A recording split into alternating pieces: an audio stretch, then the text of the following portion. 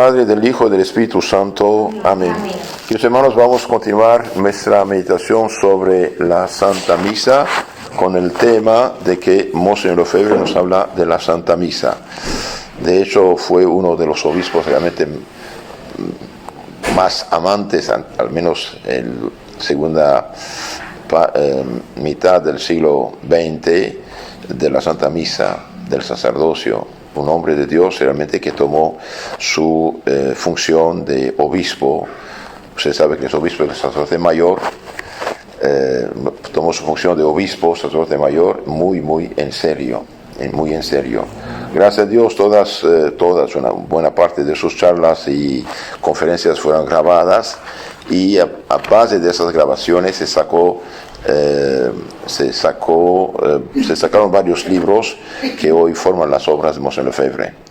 Entonces, ¿qué nos dice de la Santa Misa? Y bien, en este libro llamado Misa de Siempre, Monseñor explica punto por punto las diferentes partes de la Santa Misa.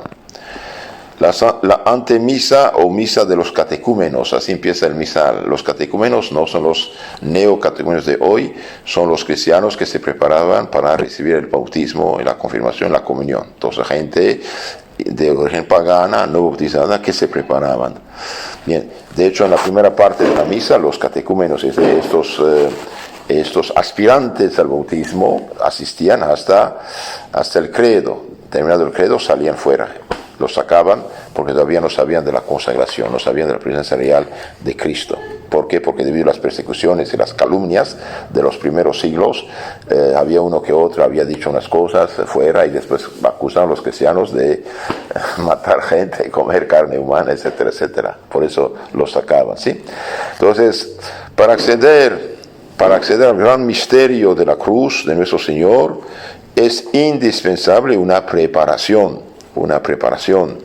Por esto, durante la primera parte de la misa, la Iglesia une a la alabanza oraciones propias para suscitar la humildad, la contrición interior, el arrepentimiento, pues alimenta nuestra fe con textos que propone a nuestra meditación, textos del Evangelio, textos de la Sagrada Escritura.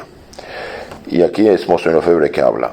La primera parte de la misa, llamada Misa de los Catecúmenos, está consagrada a la alabanza, agradecimiento y compunción, es decir, arrepentimiento, dolerse de haber ofendido a Dios. Pero sobre todo, esta primera parte está consagrada a la enseñanza. Se resume en el credo. Entonces, la primera parte es enseñanza, por eso hay las lecturas de las cartas de los apóstoles, del Antiguo Testamento y el Santo Evangelio, enseñanza. Y después el padre, el sacerdote, el obispo explica para incitar a la gente a vivir conforme a su bautismo. Convenía que la Santa Misa fuera la ocasión de una enseñanza y de una comunicación del Verbo de Dios que ilumina a todo hombre que viene a este mundo, dice el Evangelio de San Juan 1:9. Entonces conviene enseñanza y comunicar el conocimiento del grandísimo don de Dios, que es la encarnación. La encarnación no es cualquier cosa. Por la encarnación, el Hijo de Dios mismo se hizo hombre, vino a vivir entre nosotros para enseñarnos en nuestro Maestro. Por eso dijo a los apóstoles de enseñar a todos los pueblos todo cuanto nos había dicho. Ser nuestro maestro, nuestro modelo, nuestro sacerdote y nuestro salvador. Y cómo nos salvó finalmente dando su vida en rescate en la cruz para nosotros. Esta primera parte de la misa tiene que aumentar nuestra fe en nuestro Señor Jesucristo, y esta fe, a su vez, tiene que ser la fuente del celo de manifestar a nuestro Señor a las almas. Entonces, la primera parte de la misa dice, tiene que aumentar nuestra fe en Cristo Dios, en el Padre y el Espíritu Santo, en el Dios Trinidad revelado en el Nuevo Testamento. Entonces tiene que esta prédica, esta enseñanza de la primera parte de la misa, aumentar la fe y no desanimar las almas, no intoxicar las almas, no adulterar el Evangelio, San Pablo dice que hay unos que adulteran la palabra de Dios, es decir, la utilizan para discursos sociales, políticos, económicos, meramente humanos. La Iglesia no es una ONG. Claro, la influencia del Evangelio tiene influencias después en la vida humana, cristiana, económica, social, etc. Sí tiene influencia, pero eso viene después. Cuando cambian los corazones, por ejemplo, un usurero que chupa la sangre de los pobres prestando, no sé, a 40, 50% o más su dinero, hunde familias pobres que necesitadas, ¿no? Y bien, supongamos, escuchan la palabra de Dios, escuchan el Evangelio, y dicen, ay, caray, ¿qué estoy haciendo? Estoy robando a la gente. Un mujeriego, un adúltero, un asesino, un abortista, una persona que vive mal, que escucha por Dios, y bien va a rectificar, corregir, arrepentirse y dejar de hacer daño y mal a la gente. Y eso sí tiene influencia en la sociedad.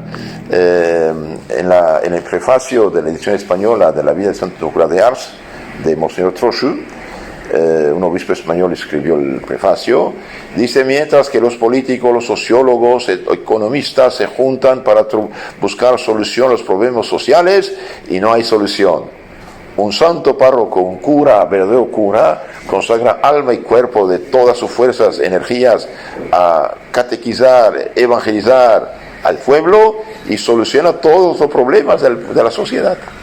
Donde están destruidos los vicios, viene la paz, la concordia y la prosperidad económica también. En lugar que un hombre casado, por ejemplo, malgaste en la borrachera o no sé, la quincena de un golpe y después toda la quincena pleito con su esposa, enojos, odios, rencores, etc. Bien, este hombre se corrige, alimenta a su familia, etc. y mejora. Entonces, sí es importante la enseñanza en la misa, pero no transformarla en discursos social, político, económico, humano, meramente humano. No. El primer deber, la primera cosa por la cual Cristo se hizo hombre es salvación de los hombres. Eso lo decimos en el credo, ¿no? Por nosotros los hombres, por nuestra salvación bajó del cielo, se hizo hombre. Y él dijo, el Hijo del Hombre vino a buscar lo que estaba perdido. No vine para los justos, sino para los pecadores. Entonces, enseñanza sí, pero entonces es enseñanza dogmática, enseñanza del dogma, de la fe, de dónde venimos, a dónde vamos, después de la muerte que hay, etc. Y después los mandamientos, y después cómo santificarse, los sacramentos y las virtudes y la oración. Esto de que predicarse, no discursos de y dale, y bla, bla, y finalmente no sabemos qué dijo, y hasta, no, es un grave error. De hecho, por eso andamos mal. Me dijeron que, por desgracia, gente católica, harta de lo que se hacía en la iglesia, fueron con los protestantes y decían, al menos ahí nos hablan de Dios. Cambiar los corazones implica cambiar las costumbres, hasta las leyes. ¿Quién puso fin a la crucifixión de la gente? El primer emperador cristiano, Constantino, al convertirse, etcétera, etcétera. Entonces aquí Monseñor Lefebvre dice, esta primera parte de la misa tiene que aumentar nuestra fe en nuestro Señor Jesucristo. Y esta fe, a su vez, tiene que ser la fuente del celo de manifestar a nuestro Señor a las almas. Tenemos que manifestar, una vez que uno ama a Dios, ama al prójimo y mide el valor de las almas, entonces no queda con brazos cruzados. Trabaja, evangeliza, es generoso, da buen ejemplo, trata de influir en las almas para rectificarse en el camino de la salvación. Después, Monseñor habla de la señal de la cruz, porque la misa empieza con la Santa Cruz, ¿no? Dice, en nombre del Padre, del Hijo y del Espíritu Santo. Amén. Y bien, el signo de la cruz, símbolo del sacrificio de nuestro Señor, recuerda por qué medio fue restablecido el orden destruido por el pecado. Adán y Eva destruyeron el orden establecido por Dios, pecando, y bien, el Hijo de Dios va a hacerse hombre para restablecer el orden. ¿Y cómo lo restableció?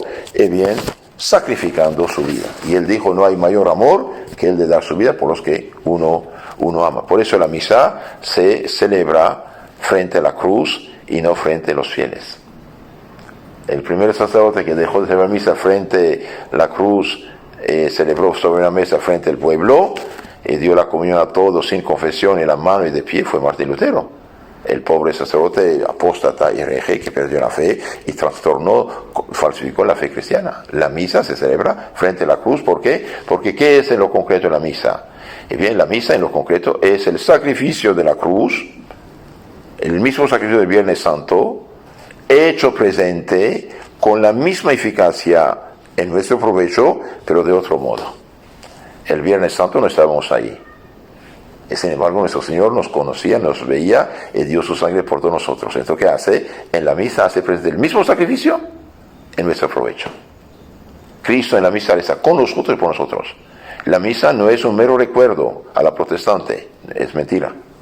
La misa es un sacrificio real, ofrecido a Dios Padre, en el cual Cristo nos rocía con su sangre. Cristo reza con nosotros y por nosotros. Realmente, antes de la misa hay pan y vino sobre el altar, y bien, en la consagración Jesús mismo, sumo sacerdote del Nuevo Testamento, somos sus ministros, sus instrumentos, los sacerdotes, y bien, Jesús mismo, por la boca del sacerdote, consagra el pan y el vino y lo cambia en su cuerpo, sangre, alma y divinidad. Es algo maravilloso esto. No es cualquier cosa. El pan consagrado no es mero pan, es Cristo presente. Hace poco se convirtió en pastor protestante argentino, Santiago Alarcón. Yo hace poco descubrí su canal, Rincón Apologético, se llama Rincón Apologético. Le escuché un poco, dije, este hombre parece sensato. Pero me asombró que fuera protestante apologético, o sea. Entonces, un amigo me dijo, pronto se dará católico. Y gracias a Dios se hizo católico, claro, después de analizar la historia, la Biblia, los padres de la iglesia, todo esto. Pero lo que lo impactó, él mismo lo dice, que lo ayudó mucho también a hacer el paso definitivo, son los milagros eucarísticos. Milagros eucarísticos, es decir, hostia consagrada, transformada en carne viviente, con sangre viviente. No es cualquier cosa, es milagros eucarísticos, algo muy hermoso. Entonces la misa no es un mero símbolo, no es un mero recuerdo a la protestante, no es un teatro. La misa es el Calvario hecho presente. ¿Y quién puede hacer eso? Dios Todopoderoso. Dios Todopoderoso. A Dios nada es imposible. Hace presente el mismo sacrificio, pero de otro modo. ¿En qué sentido otro modo? Es el mismo sacrificio, con la misma eficacia, de otro modo. Es decir, aquí no hay sangre real derramada. Cristo cambia el pan y ve en su cuerpo y sangre, pero ya otra vez Cristo no se mata, porque Cristo una vez restaurado ya no muere. ¿Entienden?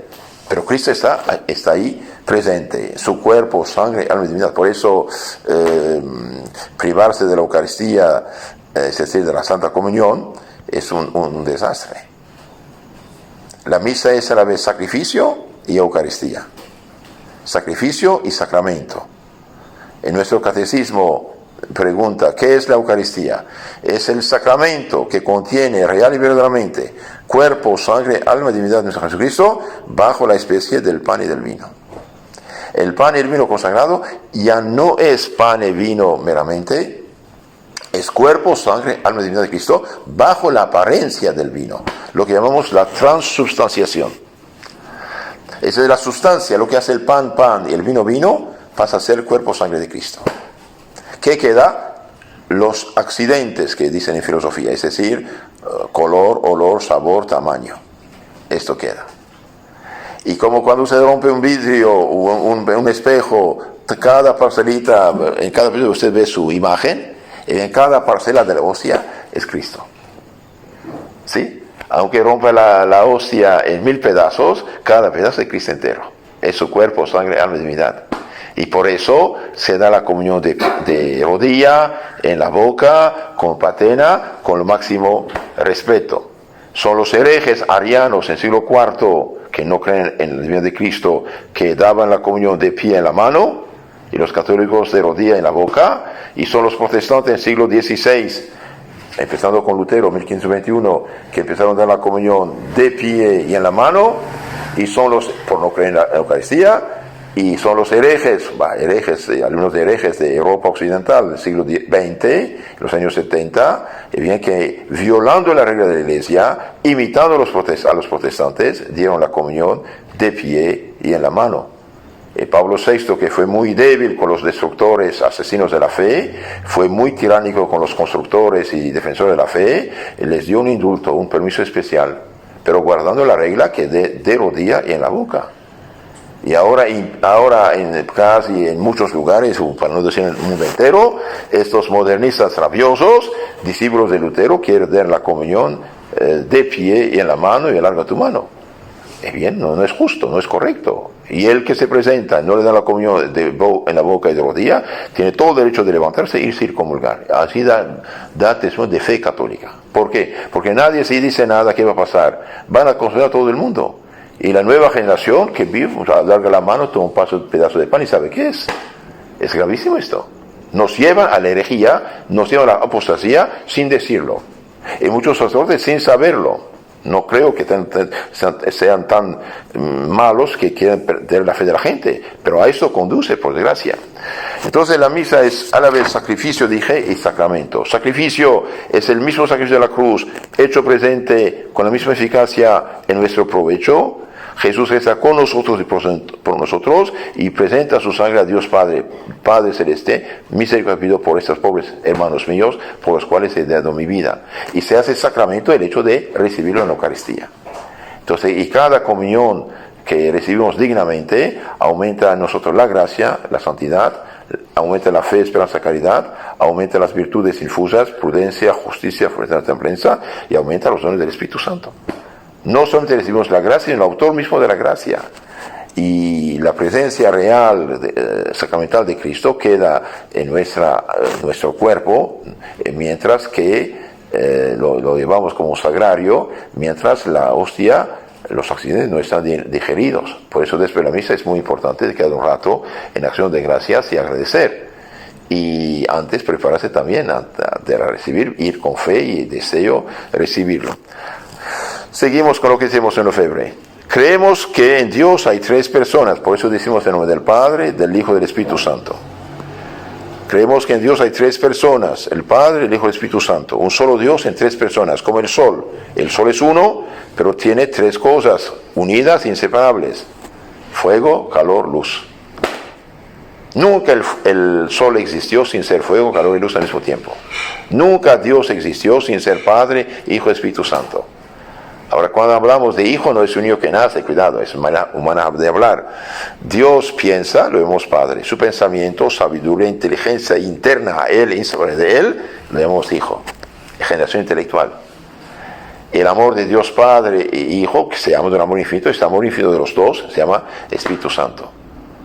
Por eso en el credo decimos, creo en Jesucristo, su Hijo único nuestro Señor, Dios de Dios, luz de luz, engendrado, no creado, consubstancial al Padre, misma sustancia que el Padre. O dicen misma naturaleza, no es muy correcto, no es adecuado, tiene sus peligros arianos. Todos somos misma naturaleza humana, pero no tenemos misma sustancia. Cuidado, es algo peligroso. De hecho, el filósofo Etienne Gilson, tomista, filósofo católico, Gilson dijo a Pablo VI, cuidado, esto tiene sabor ariano. Los arianos no reconocen a Cristo como Dios hecho hombre.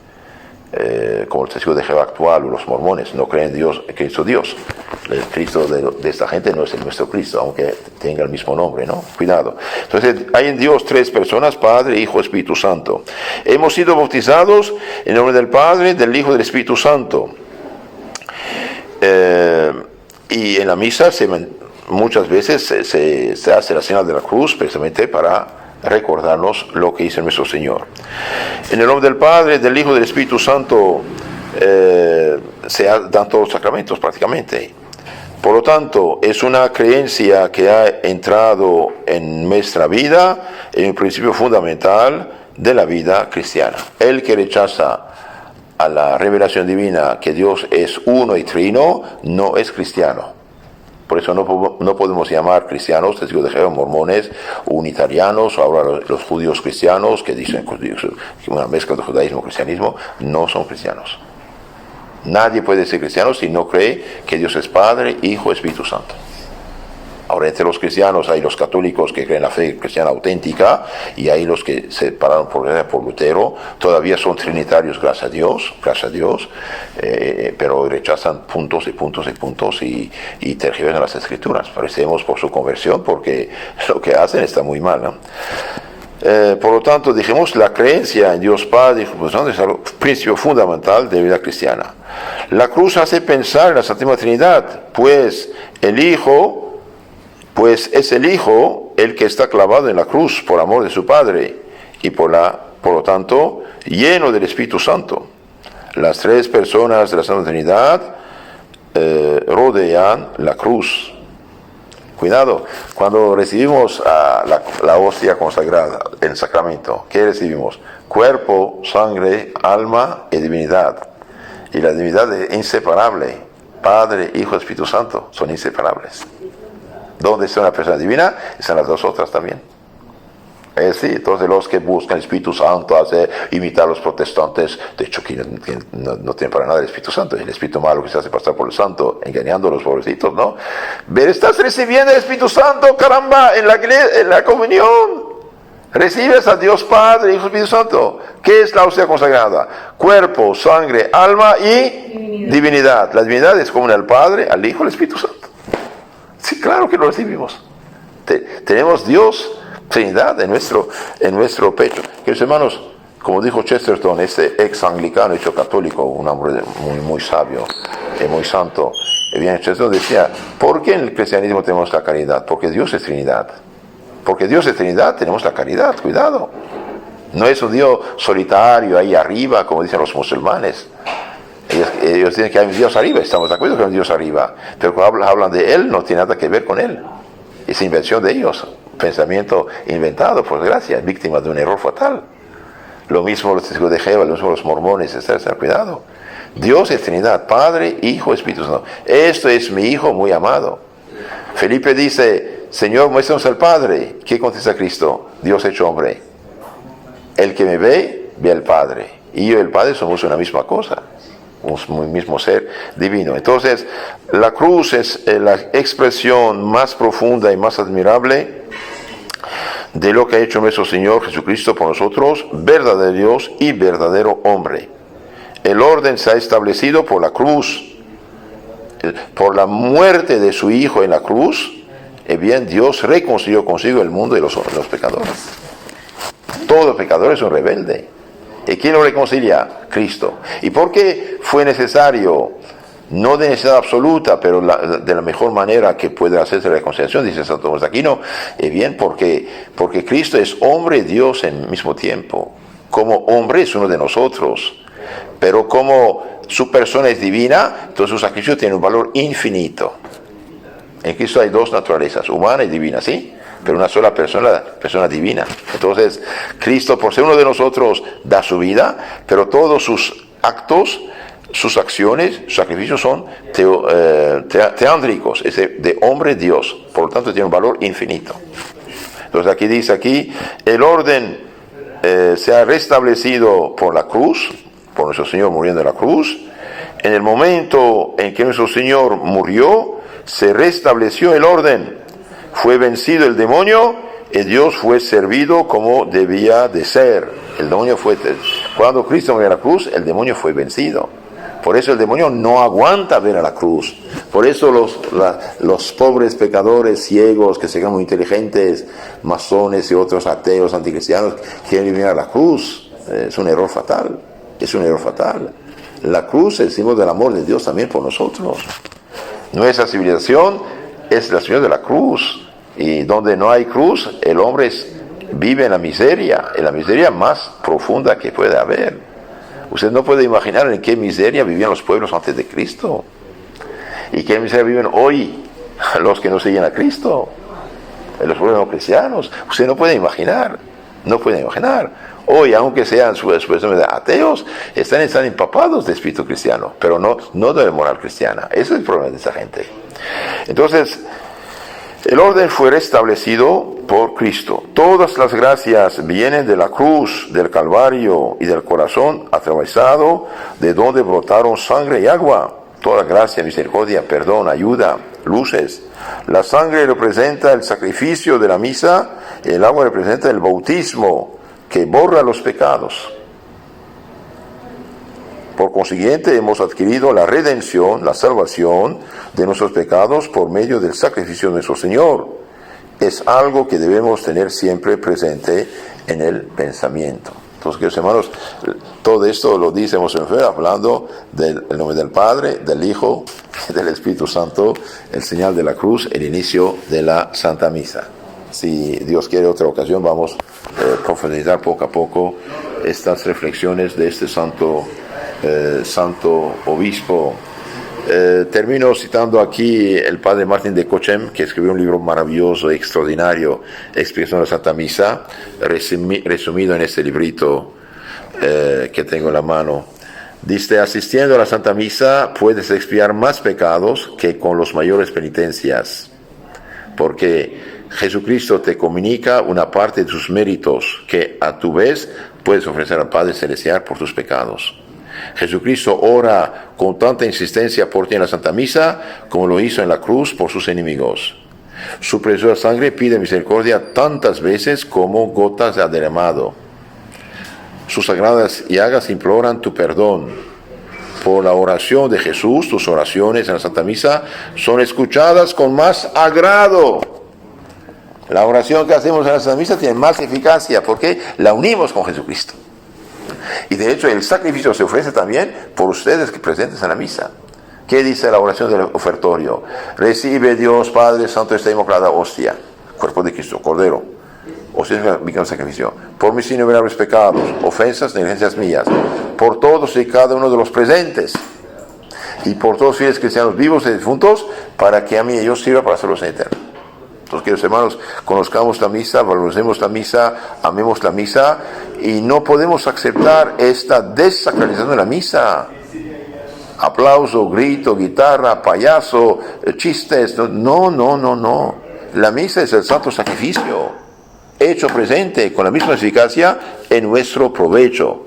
Si alguien no cree eso, por desgracia, ya se hizo protestante, aunque se diga católico. Y el cambio de la misa es una destrucción. Es una desgracia. Si no hubieran cambiado la misa hace unos 52 años, fue cambiado en los 70, ¿sí? Si no hubieran cambiado la misa imitando al culto protestante, hoy nuestros pueblos, nuestros barrios, nuestras colonias, no serían plagadas de iglesia fulana o sultana, de tantas sectas. Si no hubieran cambiado la misa, tantos católicos no hubieran dejado la fe católica para hacer de cualquier secta. ¿Qué diferencia hay muchas veces en el culto actual católico que en el culto vacío protestante? Prácticamente el mismo rito. Aplausos, gritos, música, esto y aquello. Cuidado, andamos mal. Han tocado el sacramento de la misa, han tocado el alma de la iglesia.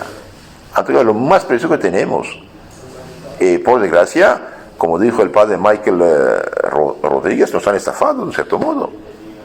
Claro, hay obispos, hay sacerdotes, hay católicos que no piensan dejar la fe católica, pero poco a poco las nuevas generaciones sí no la conocen.